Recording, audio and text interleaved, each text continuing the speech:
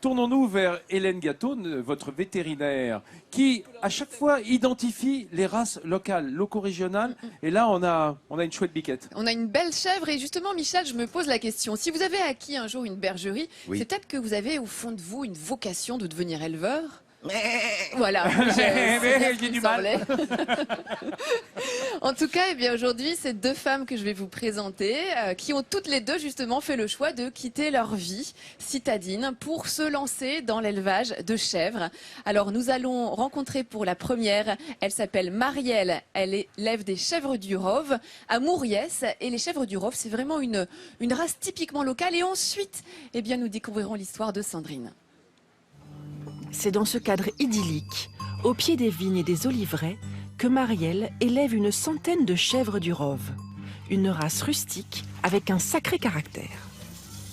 Certaines sont faciles, d'autres ne se laissent pas faire du tout. Elles envoient les pattes. Voilà, elles se débranchent toutes seules. Il y a quelques chèvres comme celle-là, par exemple, qui m'appellent tout le temps pour la traire et il faut que je sois là. Elles trépignent d'impatience. En 2006, cette ancienne conseillère de gestion quitte sa Bretagne natale pour vivre de sa passion ici, au cœur des Alpilles. Ras-le-bol d'être enfermée dans un bureau et puis envie de créer quelque chose de mes mains. Et là, vraiment, j'ai l'impression de me réaliser. Son plus grand plaisir, parcourir 2 fois par jour plusieurs kilomètres avec son troupeau. Ces chèvres, petites, trapues et musclées, sont parfaitement adaptées au relief et au climat de la région.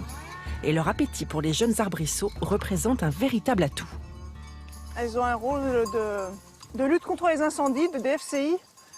L'intérêt de la chèvre du Rove, c'est sa capacité à explorer des espaces très difficiles.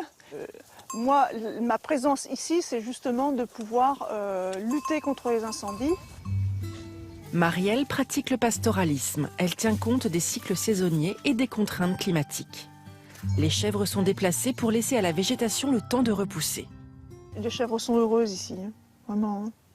Vous vous rendez compte, on a l'espace, on a la nourriture. Franchement, elles sont heureuses. Et ça, c'est bien. C'est un moment reposant, c'est un moment de communication avec l'environnement, avec la nature, avec les animaux. Lorsqu'on est ici, au moins, ça nous permet de se vider l'esprit et de respirer. Depuis qu'elle a troqué l'océan et ses embruns salés pour les Alpilles et leurs parfums de romarin, Marielle se sent revivre. Crapahutant du matin au soir, entourée de ses roves, elle ne compte pas ses heures et savoure son bonheur.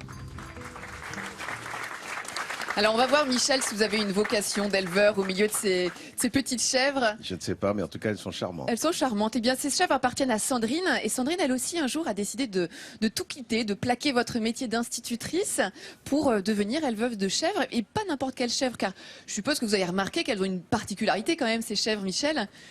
Eh ben, oui, elles sont très colorées. Hein. Et leur taille? Leur taille, sont toutes petites et très, très belles. Sandrine, quelle est cette race de chèvres finalement? Alors, c'est des chèvres qu'on appelle des chèvres toy. C'est pas réellement une race, c'est plus une sélection. Nous avons essayé d'obtenir des chèvres de très très petite taille. Donc, celles que vous voyez ici sont toutes adultes. Alors, si nous étions pour comparer avec des chèvres naines, une chèvre naine aurait à peu près cette taille-là à 4 mois. Craintives, hein. Elles sont un peu stressées parce qu'elles n'ont pas trop l'habitude des conditions classiques. Des plateaux télé. Et cette chèvre-là, justement, je pensais à vous aussi parce que ce sont des chèvres que vous vendez, Sandrine, pour la compagnie. Alors je me dis que dans votre bergerie, Michel, une petite chèvre de compagnie, ça vous plairait pas? Ça aurait été bien à l'époque, mais maintenant c'est difficile de les caser. Ça va pas être ça. Mais pour entretenir le jardin, parce que ça peut être un petit peu ça en fait, Sandrine. Alors on peut effectivement les utiliser pour une action de débroussaillage. Elles ont le grand avantage par rapport aux chèvres du Rove que nous avons vu tout à l'heure, de brouter à une hauteur tout à fait acceptable pour préserver les essences nobles du jardin. Maintenant, il faut quand même les coincer. Corne, hein, c'est... Ah ouais, Sandrine m'avait dit que c'était la plus sympathique, celle-ci. Oh là, C'est pas pour nous On pour se calme, l'instant. les filles. On se calme. Non, mais c'est quoi ça? Alors, il Mais y a... arrête, elle va me donner un petit coup de, elle va me donner un coup de camp. C'est fini, oui. Je pense qu'elle t'a repéré. Calmez-vous, calmez-vous. Peut-être qu'on pourrait leur donner un petit peu de lavande, Sandrine, parce que justement, une de vos particularités, c'est que vous utilisez de la naturopathie, de l'homéopathie pour soigner vos chèvres et pour prévenir d'éventuelles pathologies. Ah. Voilà, alors en fait, quand j'ai créé l'élevage, le but du jeu, c'était d'être au plus près de la nature, au plus proche des besoins des animaux et vraiment respecter leur bien-être. Et, Fini, oui. Non, mais dis donc. et dans cet esprit-là, effectivement, les antibiotiques, les traitements chimiques, j'essaye de ne pas les utiliser du tout. Donc Bravo. c'est un travail en amont. Alors on fait beaucoup de prévention. Et vous avez amené quelques produits justement que vous utilisez. Les petits cristaux blancs, c'est du magnésium pour la prévention, Tout à fait. stimuler les défenses immunitaires. Ensuite, il y a de l'argile. La poudre un peu plus marron, c'est de l'argile. Ça, c'est pour les problèmes de transit intestinal.